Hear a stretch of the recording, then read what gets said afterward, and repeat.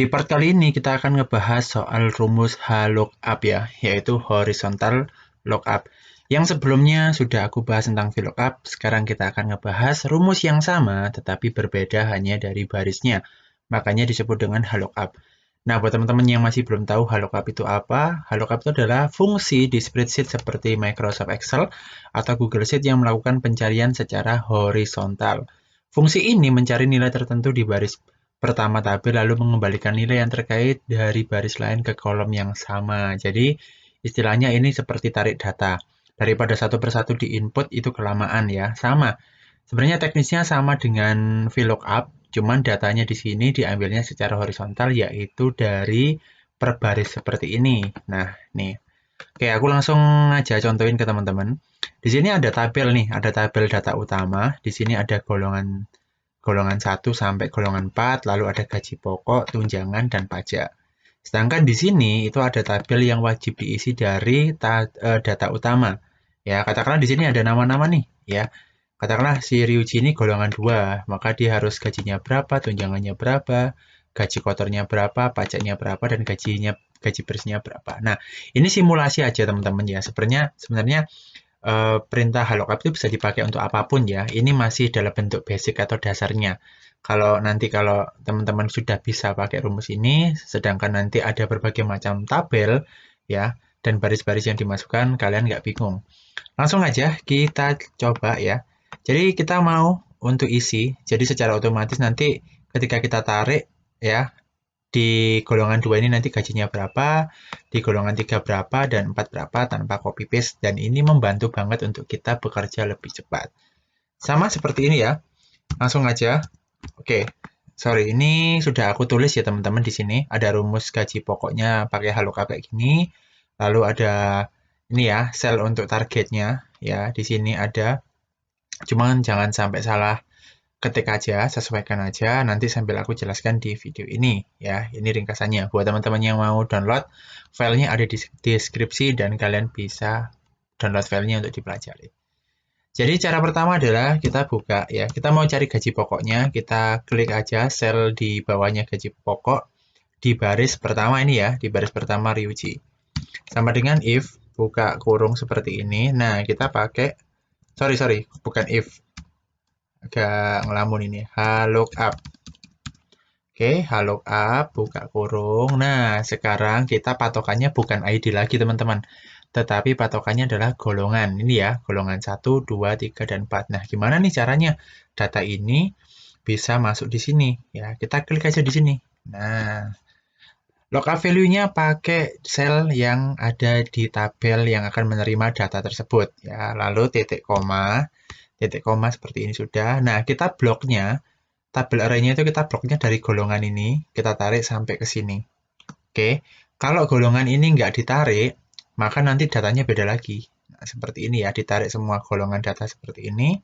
Karena di sini ada ID-nya teman-teman, wajib ya. Kalau sampai ini nggak ditarik, nanti nggak akan muncul, beda datanya juga. Setelah itu kalian pencet F4, ingat ya, bukan huruf F sama 4, tapi tombol F4 yang ada di atasnya huruf 4, di bagian keyboard atas sendiri. Seperti ini. Oke. Nah, sampai membentuk dolar ya, sampai membentuk dolar seperti ini. Nah, tujuannya ini untuk mengunci posisi dari data tersebut supaya nggak berpindah-pindah kalau nanti kita tambah tabel atau juga merubah tabelnya seperti ini. Nah, jika sudah kita pakai titik koma lagi. Nah, sekarang di sini perhatikan sintaknya. Row index 6. Jadi untuk gaji pokok ini ada di baris nomor berapa? Tadi kan kita ngeblok nih dari golongan. Nah, golongan ini kan termasuk baris 1, gaji pokok baris 2, tunjangan baris 3, dan pajak baris keempat. Ya, perhatikan ya. Jadi di sini kalian tinggal ketik aja 2. Lah, kenapa kok 2? Karena gaji pokok itu ada di baris 2. Kalau yang pertama itu golongan. Nanti kalau kalian tulisnya di sini 1, yang muncul nanti ya cuma 1, 2, 3, dan 4. Sedangkan kalau di 2 itu otomatis kalian akan mendapatkan angka berupa nominal. Oke, sudah titik koma baru false. Oke, enter. Nah, ini dia. Langsung ya. Benar ya, Ryuji golongan 2 juta 500 nih. Kita zoom lagi seperti ini. Nah, benar ya. golongan 2 itu gajinya 2.500.000. Sorry, bener ya, 2.500.000 ya, tak kira 25 juta. Oke, 2.500.000. Nah, karena di sini kita nggak perlu merubah pakai RP ya, nanti kita ada sistem sendiri dalam bentuk format currency, nanti bisa di RP kan. Jika sudah seperti ini, kita tinggal klik, tarik aja kotak hijau yang ada di pojok kanan bawah, tarik ke bawah, dan otomatis. Kita cek lagi nih, Jolin dengan golongan 4 gajinya 5 juta, bener ya? Oke, golongan 3 gajinya 3 juta, oke. Nah, seperti ini ya. Kalau misalnya ini diganti satu gimana, Pak? Nah, otomatis kalau diganti satu dia langsung otomatis. Tuh, keren kan? Tinggal misalnya Ryuji dari golongan 1 naik nih jadi golongan 2. Nah, maka di sini akan pindah. Nah, ini enak banget ya. Kenapa? Karena kalau misalnya kita mau ganti golongannya kayak gini, itu nggak satu-satu akhirnya. Dengan rumus ini membantu banget. Oke. Lalu di sini rumus tunjangan. Sama ya, rumus tunjangan itu sama rumusnya.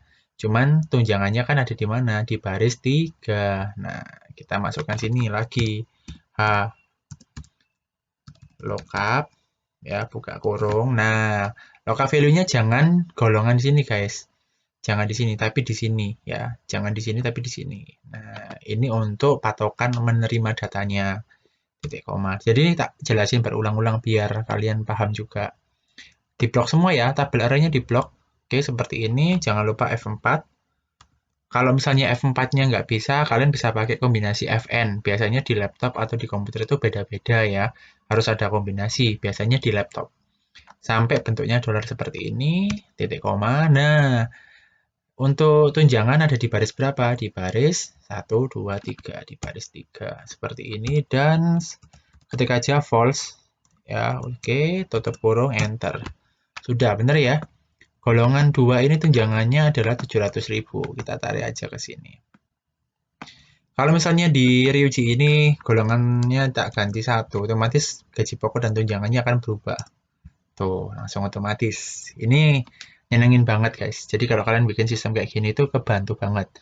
Oke, nah sekarang untuk ngitung gaji kotor itu gimana? Di sini ada nih, ngitung gaji kotor itu adalah gaji pokok ditambah tunjangan. Ya, jadi gampang nih, sama dengan sum.